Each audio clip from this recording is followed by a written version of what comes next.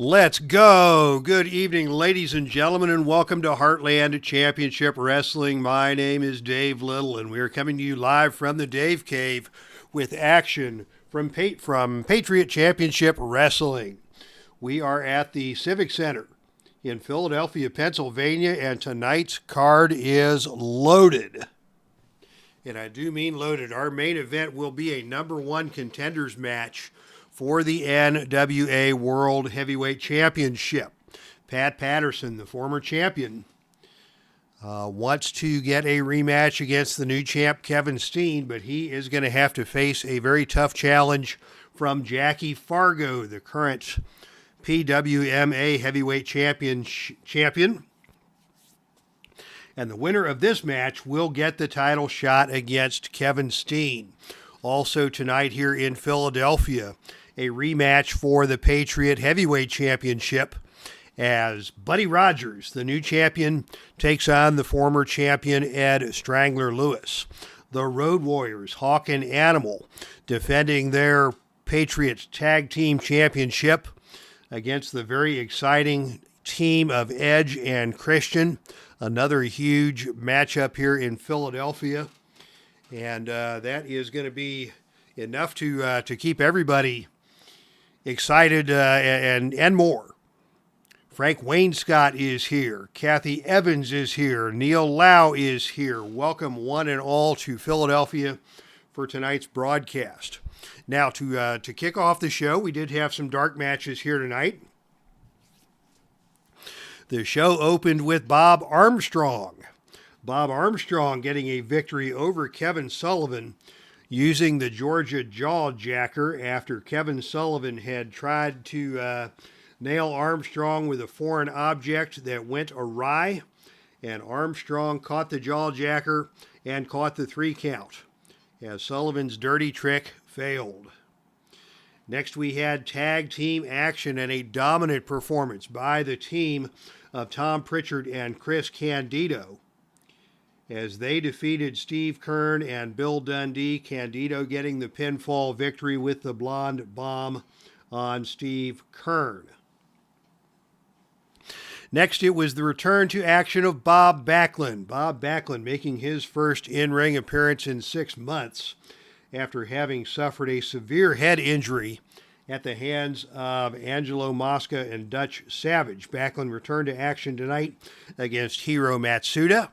Matsuda gave a good performance, but it was Backlund picking up the win by submission with the crossface chicken wing.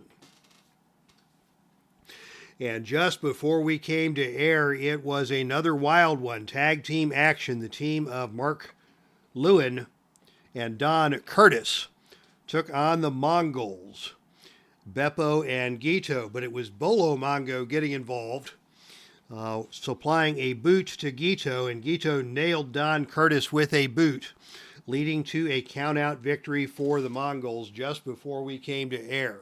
And now we are caught up on tonight's action in Philadelphia, and we are ready for a very special opening contest. Haven't tried one of these yet, but we are going to have a grudge match. The opening match is a grudge match, scheduled for one fall to a finish with no disqualifications and no time limit. And for the first time ever in the Heartland, we are going to see a coal miner's glove match.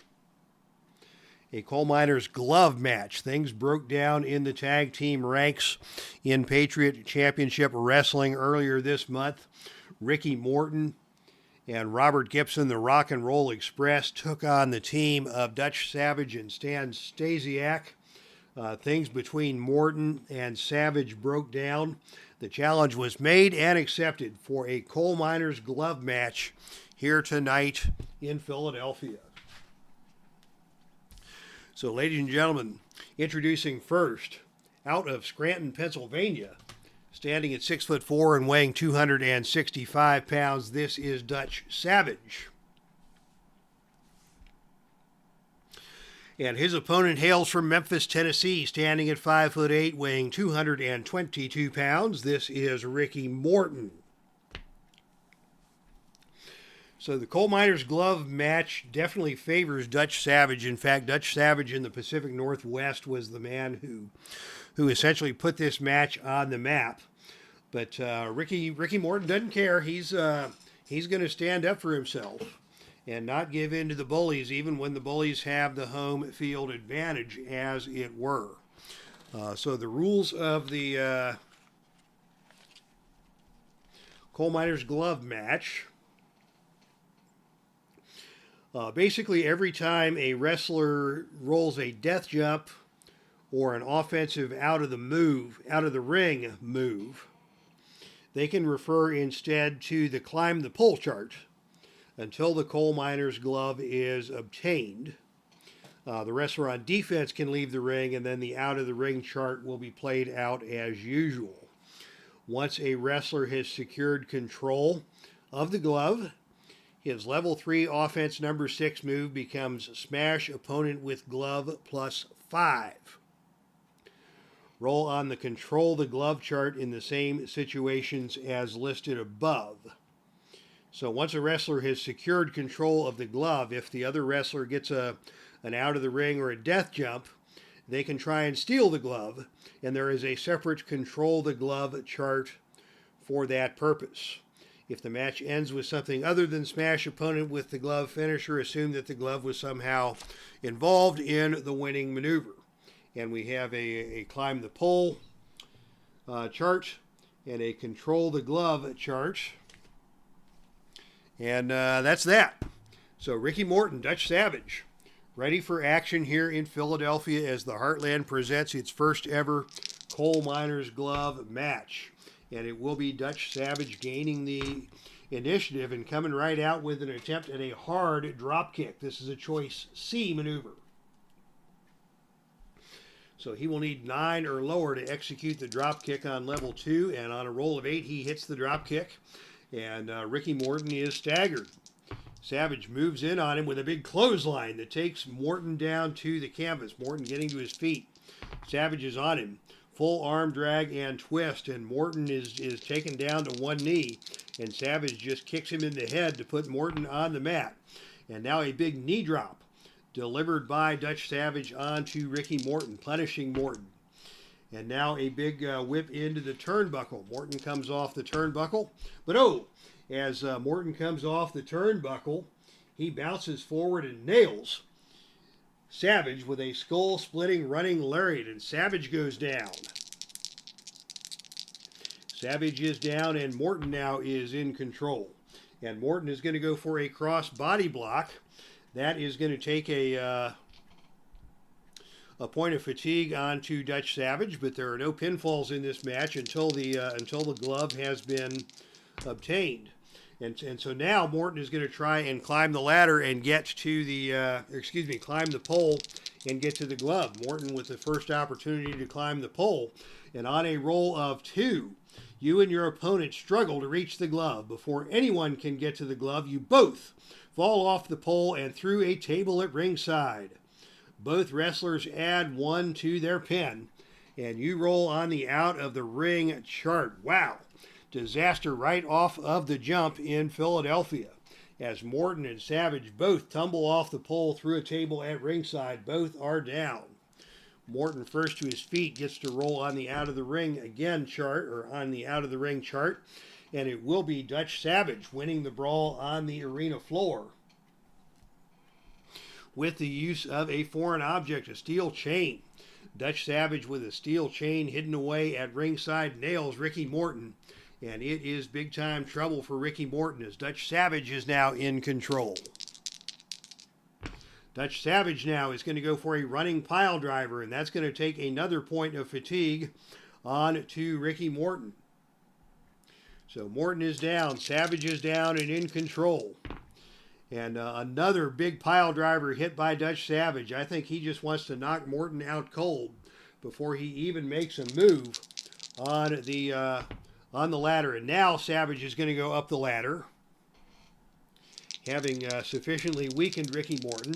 Let's see if Savage has any better luck climbing the pole. You start to climb the pole, but the opponent catches you and superplexes you into the ring. The glove remains on the pole. The wrestler with the lowest pin rating, including fatigue, recovers first and rolls on level 3 offense. And as it turns out, it is Savage who has the advantage here. He has a cage rating that is 1 point lower than Morton, and also 1 less point of fatigue. So Savage now with another chance to climb the ring and get his hands on, or no, he's going to roll on level 3 offense. He is Dutch Savage, as both men are down in the center of the ring. And Savage now with a neck crank, and Ricky Morton is going to reverse the neck crank and get to his feet and attempt an atomic drop. The atomic drop is a choice F maneuver.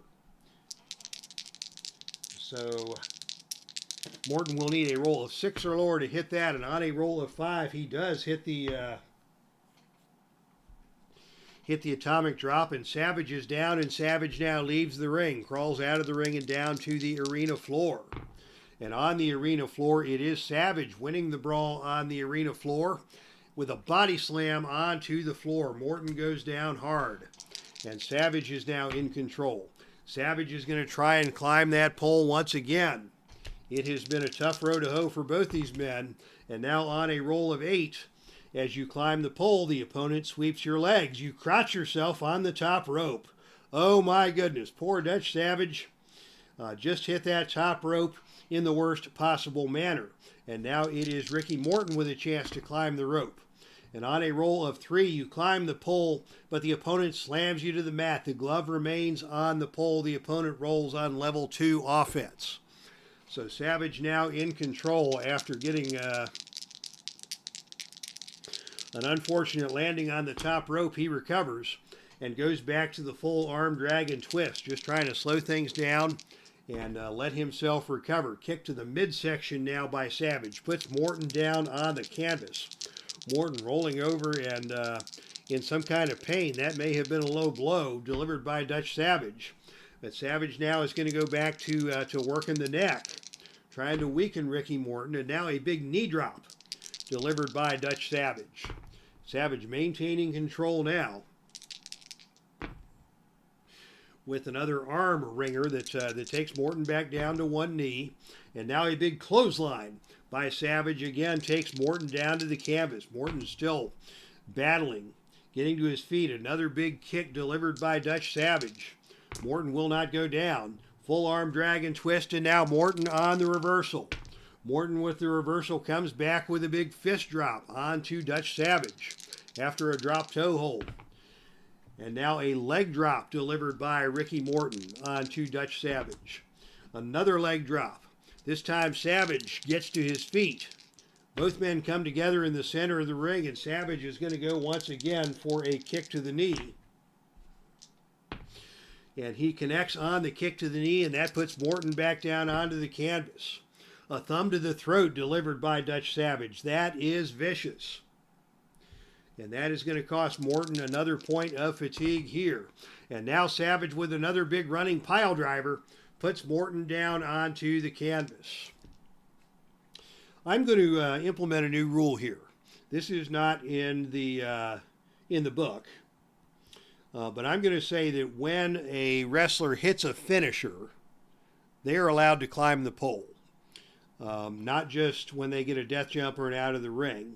But if they hit a finisher, they can climb the pole. New rule by me. And it is what it is.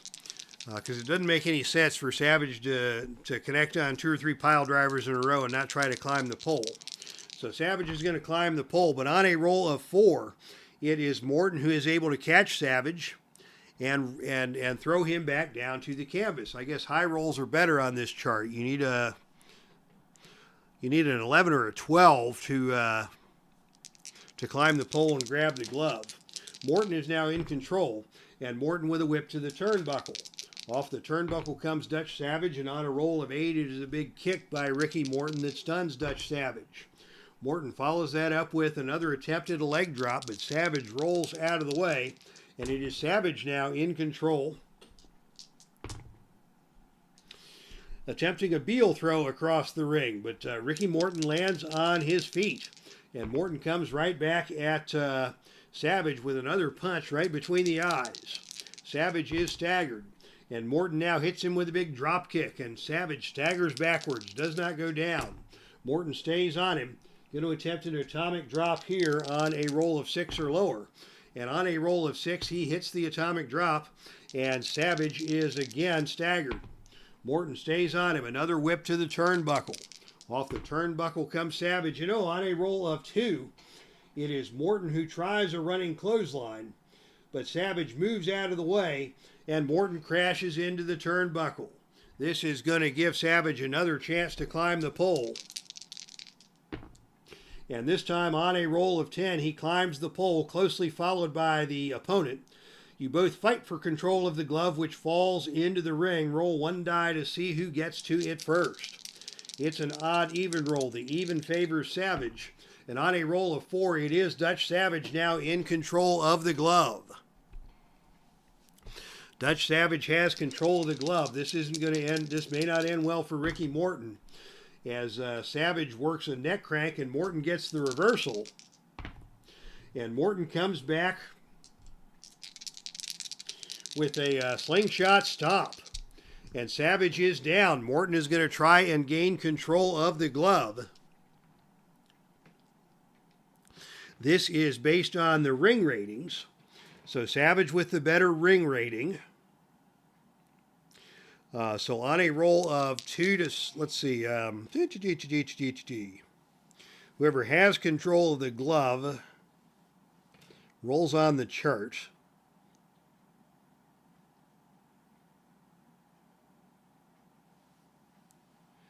So let's see.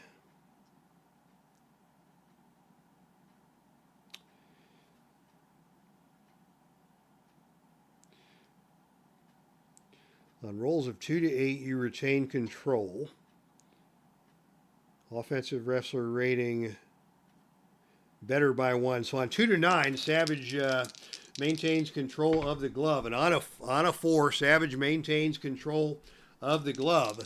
But Morton is on the offense with another big drop kick that puts Savage back down to the canvas. And Morton now with a big punch off of the top rope and another opportunity to gain control of the glove,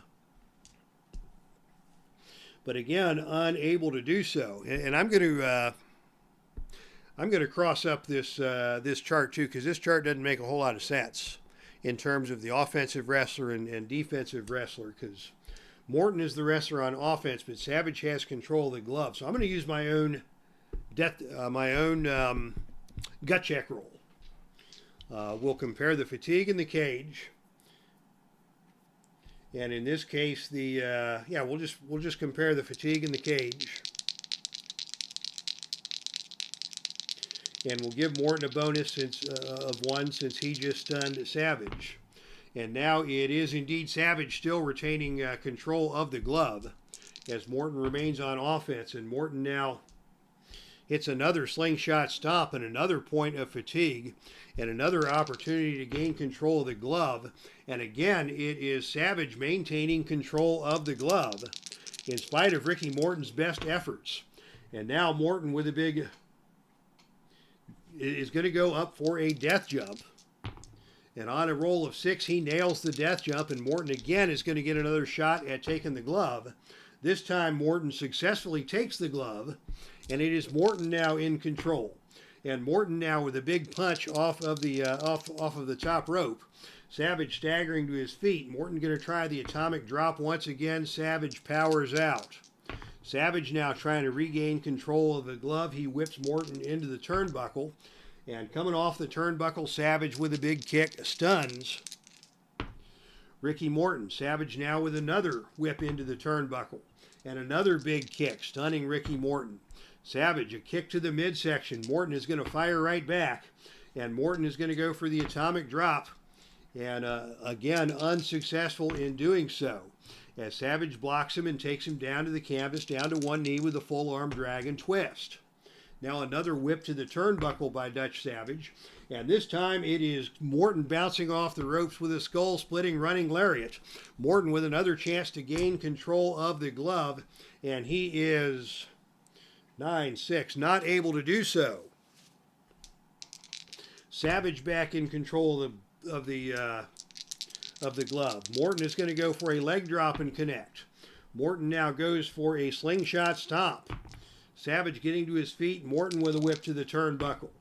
Off the turnbuckle comes Savage, and this time it is Savage with a skull-splitting running lariat. And Savage now going to attempt a punch with the glove, or with an out of the ring roll. Is going to dump Ricky Morton out of the ring and down to the arena floor, and deliver a beating to Ricky Morton on the arena floor by a cannonball off of the ring apron. Savage now in control. Out of the ring we stay. And now another whip to the ring apron by Savage has Morton hurt. And now Savage hits him with the glove. Finally, the pin roll here is 13. And that is it for Ricky Morton, as Savage finally nails Ricky Morton with the coal miner's glove. And Savage gets the cover for the 3 count.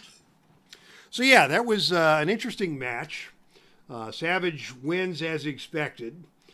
Some of the rules I'm not accustomed to, and some of the rules were a little quirky, especially when it comes to when you can use the glove and when you can gain or lose control of the glove. But I think we managed to muddle through and come out the other side with an entertaining match. Dutch Savage, your winner, in the coal miner's glove match. And Ricky Morton busted open and may have suffered an injury. We'll have to check in on Ricky Morton for the injury roll. On a roll of 16, that is not good for Ricky Morton. That is going to indicate a moderate injury. So Ricky Morton is going to have suffered an injury, presumably a head injury, as a result of being hit with that miner's glove. So Savage is the winner, and Morton will take an injury.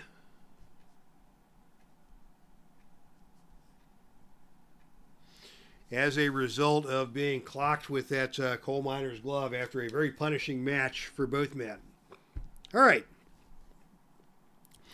So fans in the chat, love your feedback. Mark Ferguson is here.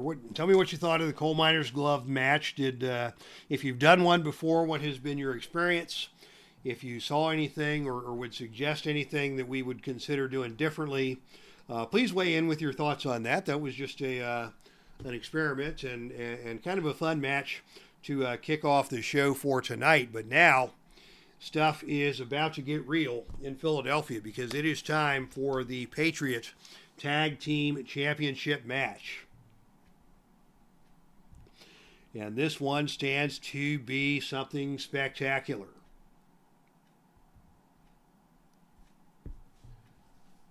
Ladies and gentlemen, the following contest is scheduled for one fall with a 45-minute time limit. Disqualification rules will be in effect, as this is a match for the Patriot Tag Team Championship. Introducing first the challengers. From Toronto, Ontario, Canada, standing at 6'1", weighing 215 pounds, this is Christian. And his tag team partner, also from Toronto, Ontario, Canada, standing at 6'4", weighing 240 pounds, this is Edge. So Edge and Christian. Bootleg cards contributed back in the winter of 2023 by Will Harrison. Good dude. These should be good cards. Probably the Olsen brothers and their gang were the ones that statted these cards, as well. Usually did call upon the official Filsinger crew to stat his bootlegs. Nice artwork by Werner Muke. So good cards here, Edge and Christian. But their opponents are your reigning and defending Patriot Tag Team Champions. They are led to the ring by their manager, Gary Hart. From Chicago, Illinois, at a total weight of 562 pounds, it is Hawk and Animal, the Road Warriors. All right, so the Road Warriors, who were initially hired as essentially mercenary thugs by Gary Hart, but the Road Warriors have outperformed pretty much any other protege that Gary Hart has been able to bring along.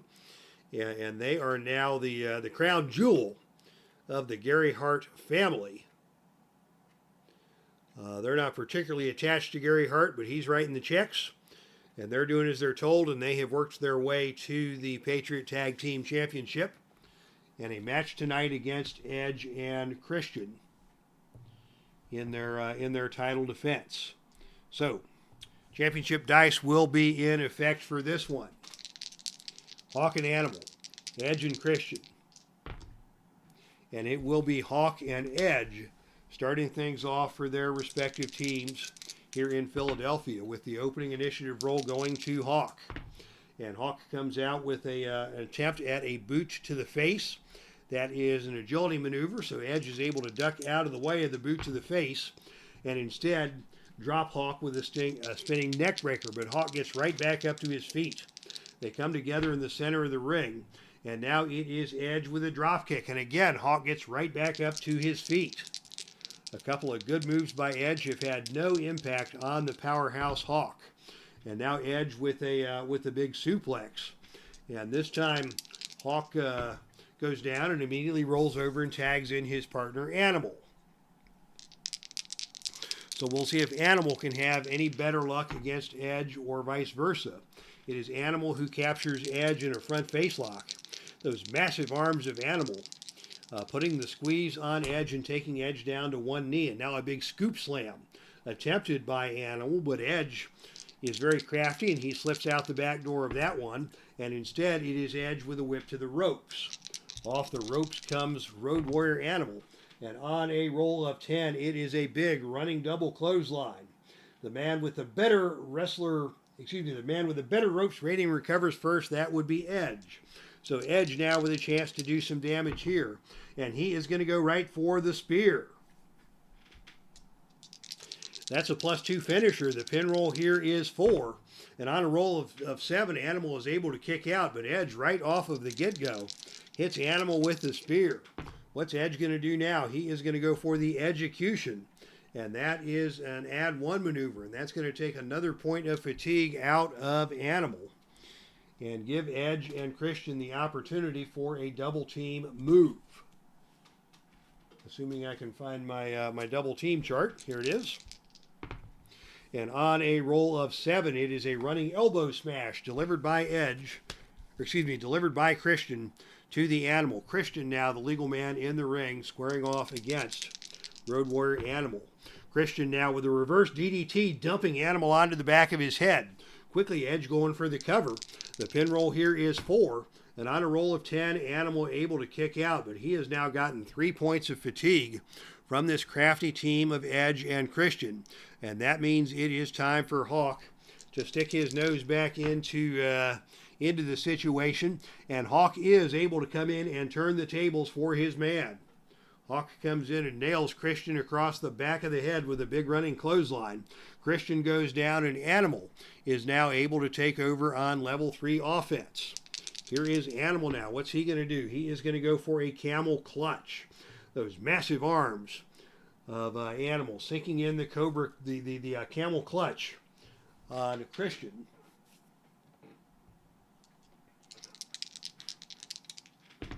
And maintaining that hold with great effectiveness. Christian not going to tap out. Finally makes his way over to the bottom rope to force the hold to be broken.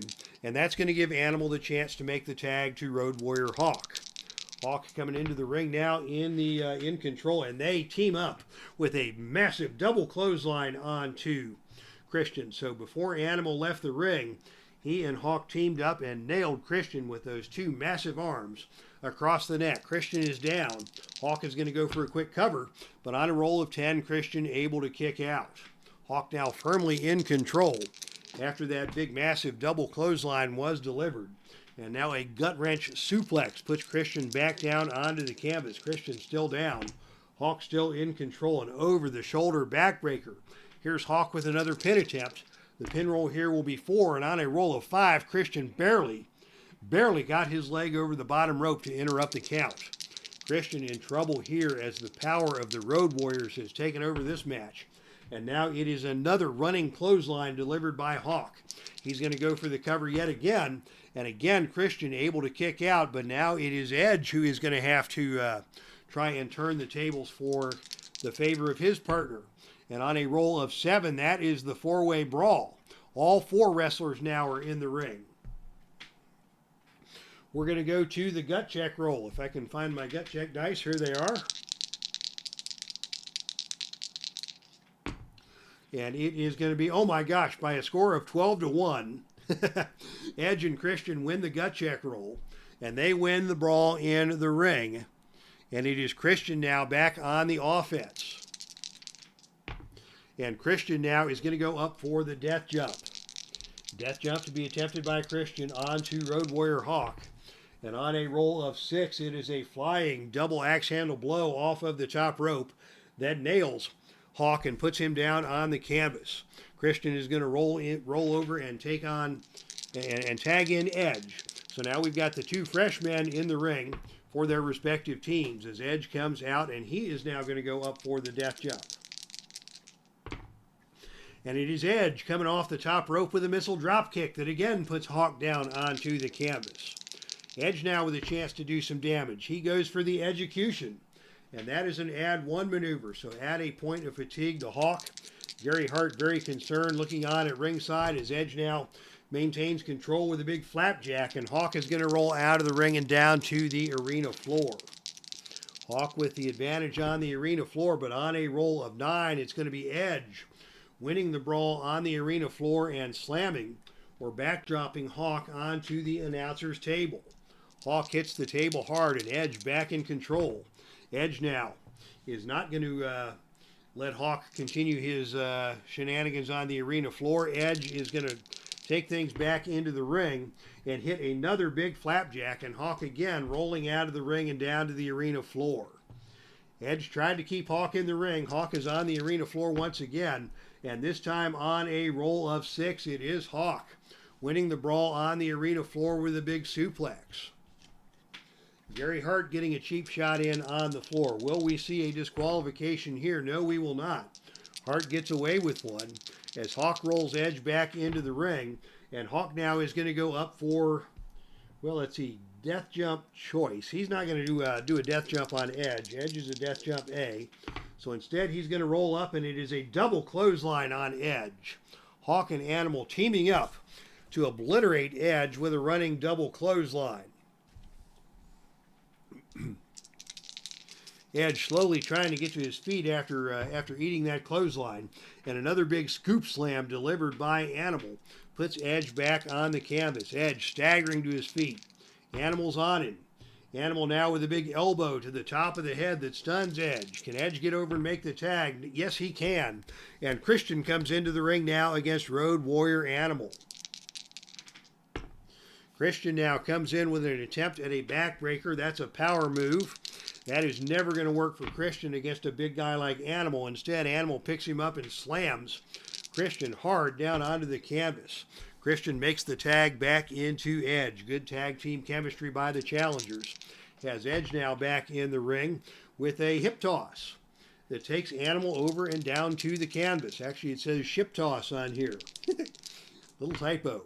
But Edge now goes for another flapjack, and Animal is down. Animal crawling over to try and get the tag, unable to do so. Edge now with a chance to do some damage here. He is going to go for an electric chair. This is a choice D maneuver. There's no way he's going to hit that as a power move. He's going to have to drop down and take that as a level 2 move on a roll of 10 or lower. And he gets Animal down on the electric chair, but Animal gets right up to his feet.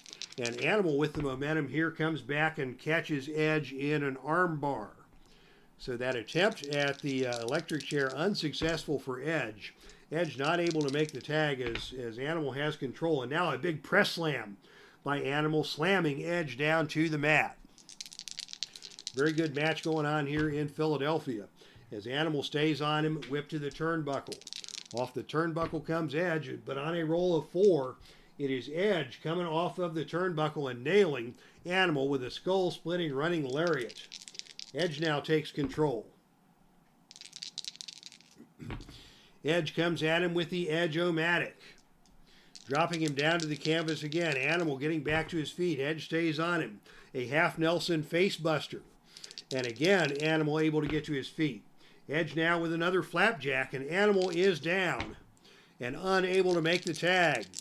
Edge with a chance to do some more damage here. He is going to go for the electric chair once again. And this time Animal powers his way out of the electric chair. And it is Animal with a whip to the turnbuckle. Edge comes off the turnbuckle and Animal nails him with a big specialty move. A big running clothesline by Animal puts Edge down on his keister. Animal now, chance to get some good work in here. Goes back to that camel clutch. And cinches in that camel clutch with devastating effectiveness. Edge may be forced to tap out here. He will not, but that's going to cost Edge another point of fatigue. And now it is Hawk coming into the ring for a Road Warriors double team attempt, and it is a botch. How about that on a roll of 12?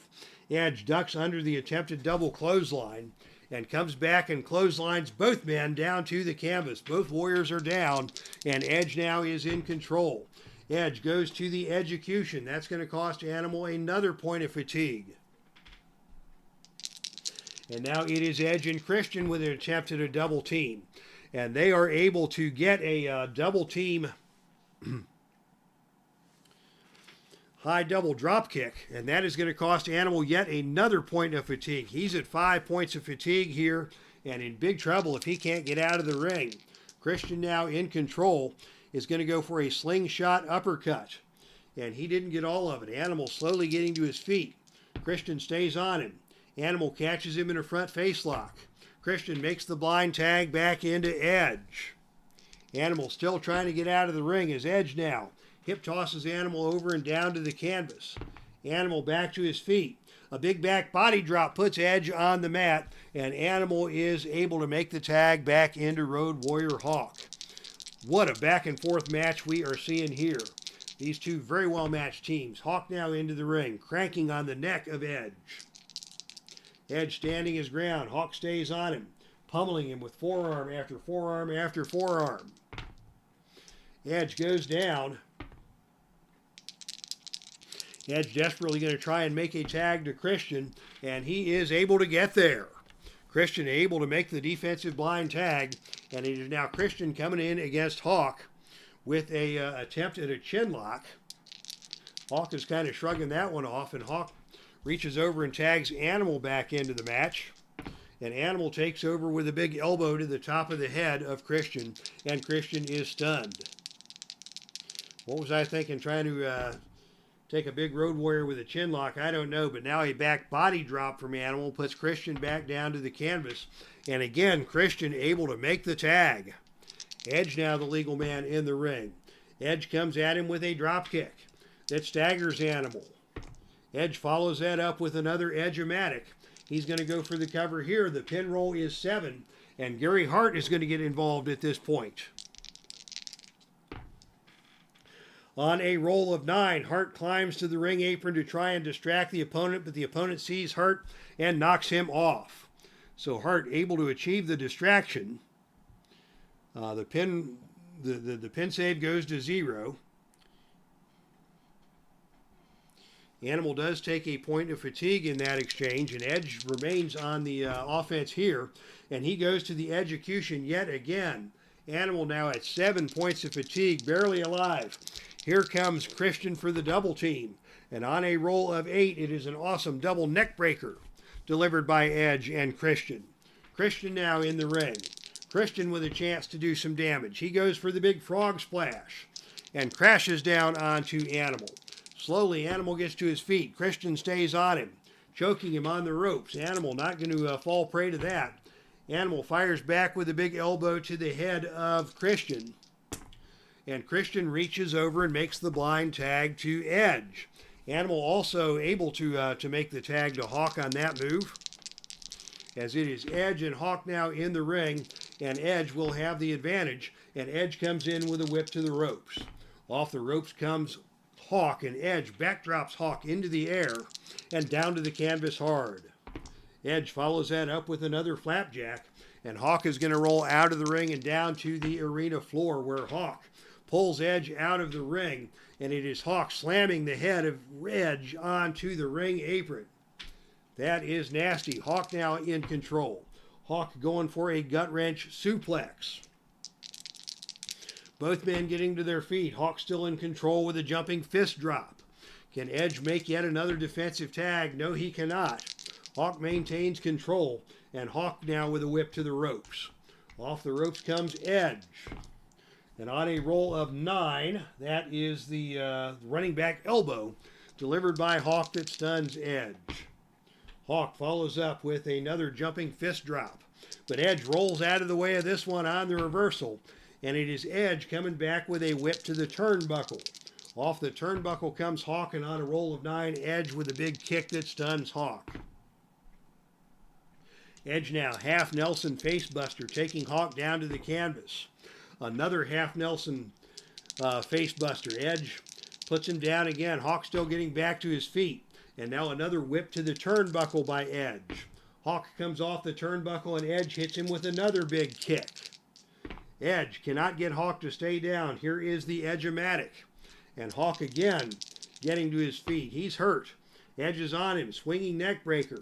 And Hawk finally powers his way out of the swinging neck breaker, and it is Hawk pummeling away at Edge with forearms flying.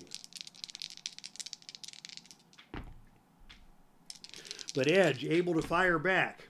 Edge now hits the Edge-o-matic yet again. Hawk's only move is a desperation tag. Will he try it? No. Hart's advising Hawk to stay in the ring. Edge goes for the execution again, and that's going to take another point of fatigue off of Hawk. Gary Hart made the judgment call. Animal with 7 points of fatigue. Hawk chose not to attempt the tag. Edge is on him. Half Nelson facebuster takes Hawk down to the mat again. Another half Nelson facebuster, and Hawk is out of the ring and down to the arena floor. And on a roll of 2, Hawk, Irish whip into the ring barricade, sends Edge crashing into the steel. Hawk now trying to rally.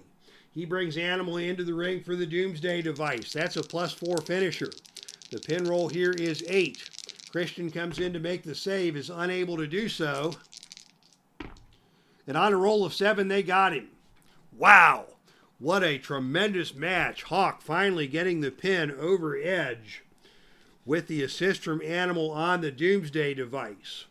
A grueling title defense for Hawk and Animal. But they come away with the titles after a tremendous bout.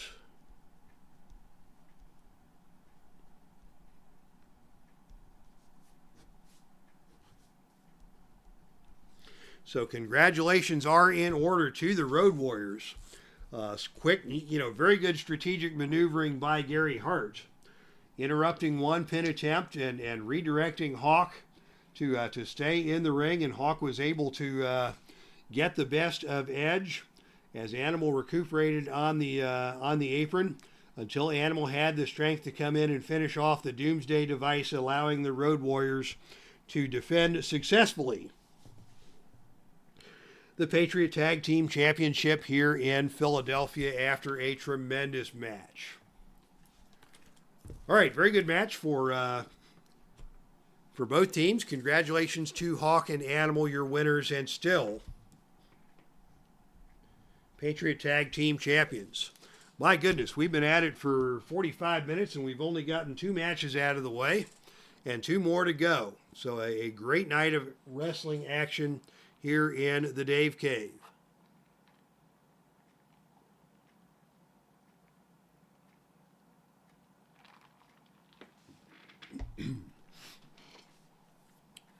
A quick drink of some Diet Root Beer to get the pipes loosened up again. And we are ready to head back to action with another exciting championship match here in Philadelphia. Ladies and gentlemen, the following contest is scheduled for one fall with a 45-minute time limit. Disqualification rules will be in effect. This is for the Patriot Heavyweight Championship. Introducing first the challenger. He is a former four-time Patriot Heavyweight Champion. Out of Louisville, Kentucky, he stands at 5'10" and weighs 236 pounds. This is Ed Strangler Lewis. And his opponent hails from nearby Camden, New Jersey, standing at 6'1", weighing 227 pounds. This is the original Nature Boy, Buddy Rogers. So Buddy Rogers, controversial champion. Plenty of controversy to get here. Plenty more controversy to win the title from Ed Strangler Lewis. Lewis here in Philadelphia for a rematch, essentially in enemy territory. But it's not like Rogers has got friends falling out of the rafters in any arena where he performs. So here we go. Buddy Rogers, Ed Strangler Lewis. Classic matchup from the olden days. Buddy Rogers comes out as the champion and takes the advantage and starts things off with a forearm uppercut. Ed Strangler Lewis, unfazed by the forearm uppercut, tries to attempt a grapevine and throw, but Buddy Rogers blocks that, and Rogers comes back instead with a hard punch. Lewis is going to fire right back. These two men, multiple reversals, know each other well. And this time the grapevine and throw does take Buddy Rogers down to the mat. Rogers quickly back to his feet. And as they come together again in the center of the ring, it is Lewis with a leg drop takedown. Single leg takedown nicely executed by Lewis. Rogers sits out and escapes, and they're back to their feet once again. And this time Ed Lewis attempts the foot sweep. And Buddy Rogers, the more agile of the two men, is able to avoid that. And it is Rogers instead who will execute a headlock, capturing Ed Lewis into a headlock. Lewis fighting his way free from the headlock. Lots of chain back and forth wrestling, and Lewis with another single leg takedown. And again, Rogers eludes the attempted follow-up. Rogers back to his feet. Gosh, if either of these men were any kind of a sportsman, they would exchange a handshake here after a long series of reversals. Instead, they're just going to come back together again in the center of the ring. And it is Lewis again capturing a front chancery. Rogers again on the reversal. Fights his way out of the chancery, attempting a hip toss. But Rogers unable to get Lewis over with the hip toss. And instead, it is Lewis with a whip to the ropes. Off the ropes comes Buddy Rogers. And on a roll of 8, it is Lewis with a big back body drop that takes Rogers down to the canvas. Lewis now finally with a chance to do some damage here.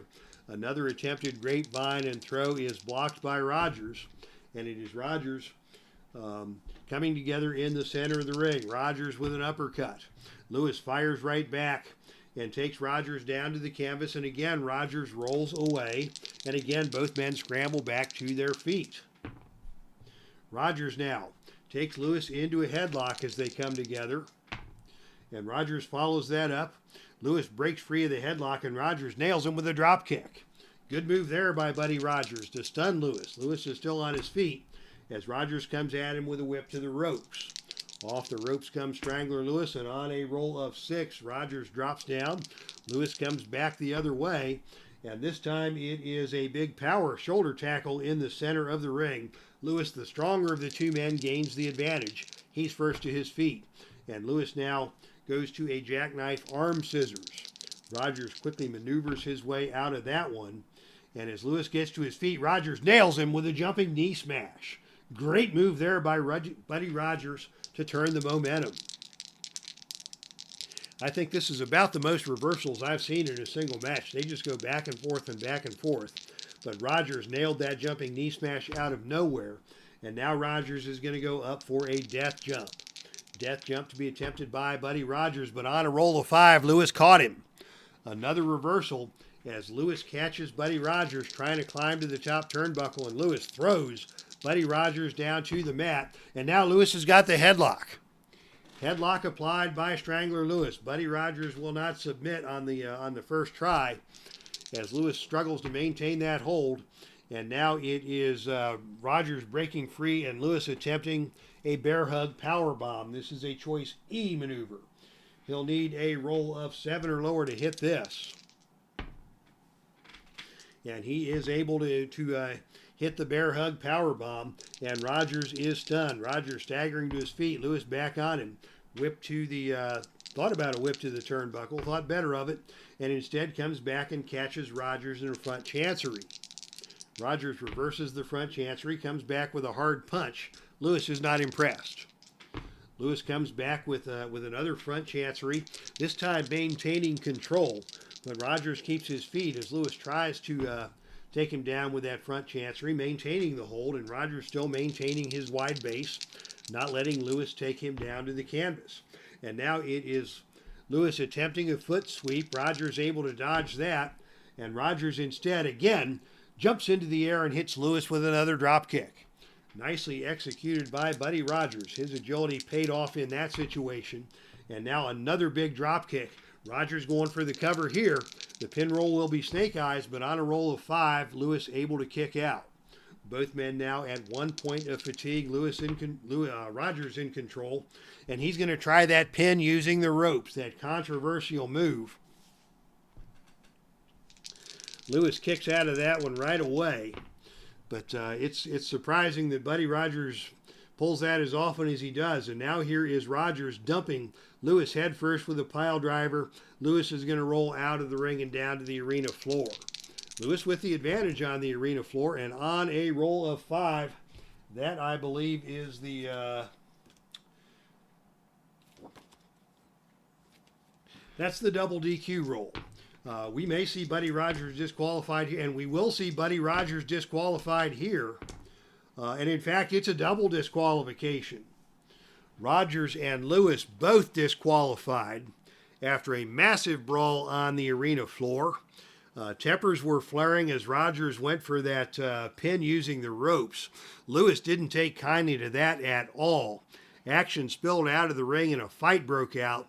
And both men just pummeling away at each other on the arena floor, completely disregarding the instructions of the referee to return to the ring. And ladies and gentlemen, this match has ended in controversy in a double disqualification.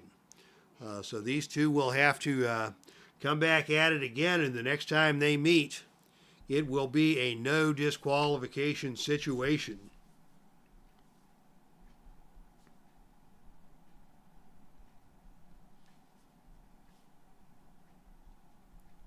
So the battle over the Patriot Heavyweight Championship is not over yet, as these two men just completely lost. It was a really good match.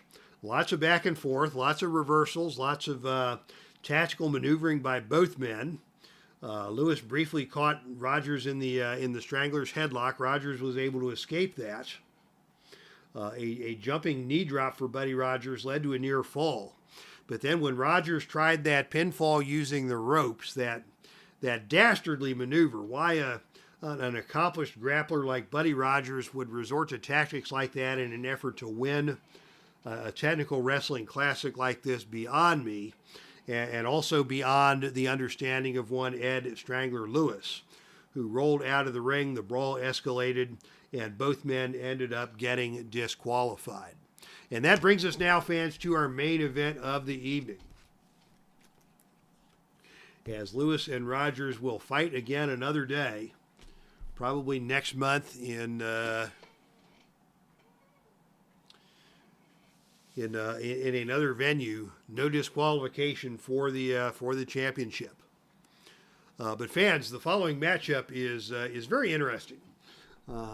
This is a number 1 contenders match for the NWA World Heavyweight Championship. The current heavyweight champion is Kevin Steen, and both of the men in this match have very serious issues with Kevin Steen. We saw Steen win the title from Pat Patterson in a prolonged series of struggles. Patterson managed to finagle his way into getting Steen disqualified. Steen thought that was unjust, appealed to the championship committee in Heartland Championship Wrestling, and Steen was able to secure a non-title match against Patterson. And when Steen won that match, he earned a title shot and that's when Steen gained the championship. The World Heavyweight Championship does not have an automatic rematch clause, so Patterson has to win a number one contenders match in order to get his title shot. So that's the story behind Pat Patterson. He wants nothing more than another shot at Kevin Steen and another shot at the NWA World Heavyweight Championship. On the other side of the ring is this man, the current Pro Wrestling Mid-America Heavyweight Champion, Jackie Fargo. Jackie Fargo is represented by Jimmy Hart and is part of the faction known as Whatever We Want. And Steen, of course, a disgraced former member of Whatever We Want. And he's still got bad blood with all the members of that faction, including Jackie Fargo. But times have not been good for the faction of Whatever We Want, as they have had their own issues and their own dissension in the ranks. First, it was Terry Funk going down from an injury. Then it was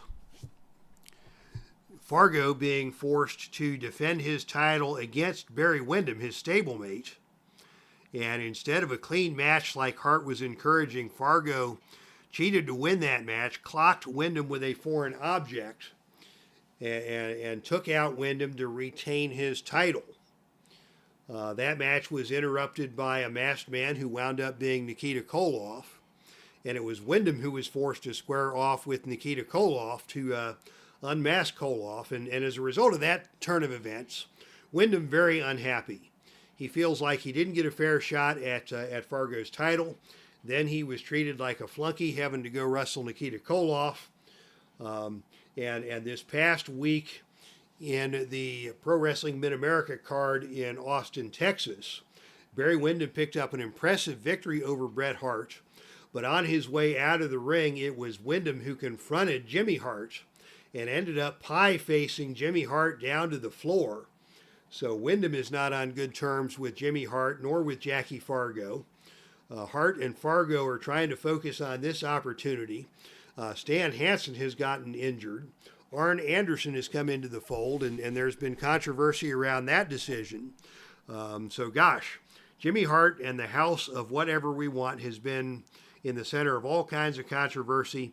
He's got to bring Jackie Fargo into this match against Pat Patterson, who is every bit as hungry. This is going to be a fascinating match indeed. And gosh, it's so complex. It took 5 minutes just to explain the backstory. But that's how we do in Heartland Championship Wrestling, as alternate timeline sports joins us. JT, it is good to see you here, and I hope all is well with you, as Pat Patterson and Jackie Fargo set to square off here in Philadelphia. And the opening initiative roll is tied, so right away we're going to go to some shenanigans. Brought to you by Pat Patterson. What does Patterson have up his sleeve in this situation? On a roll of 6-4, it is a painful neck wrench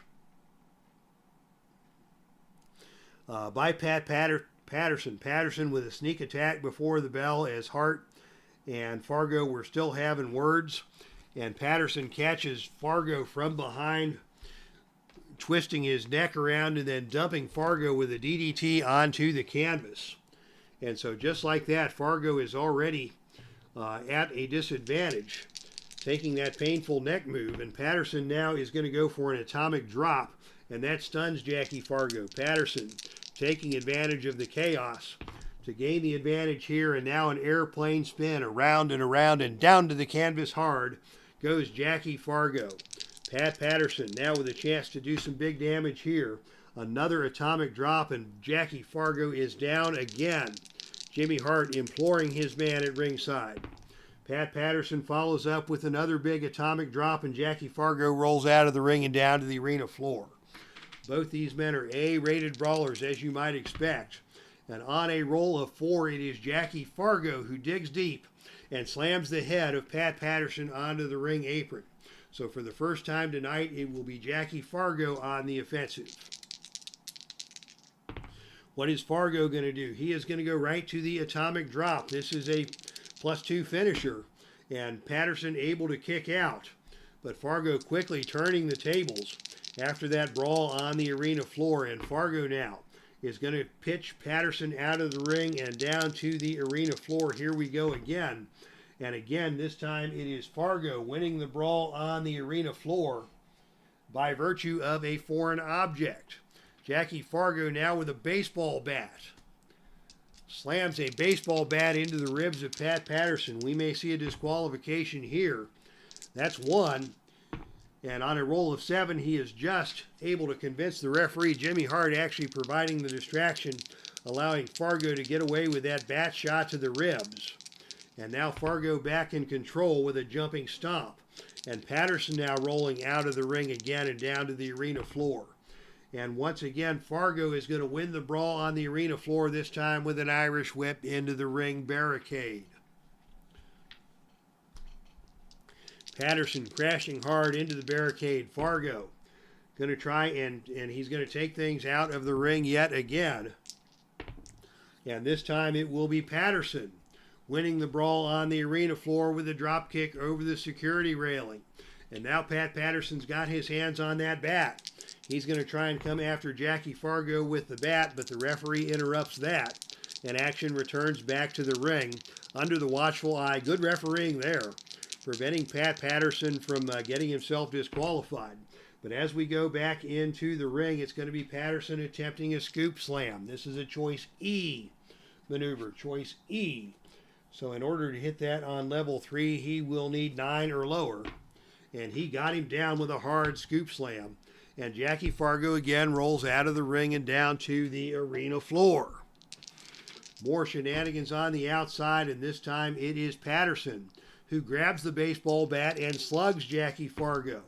Patterson will not be disqualified this time. Fargo now holding his rib cage as they come back into the center of the ring. Patterson is going to go up for a death jump.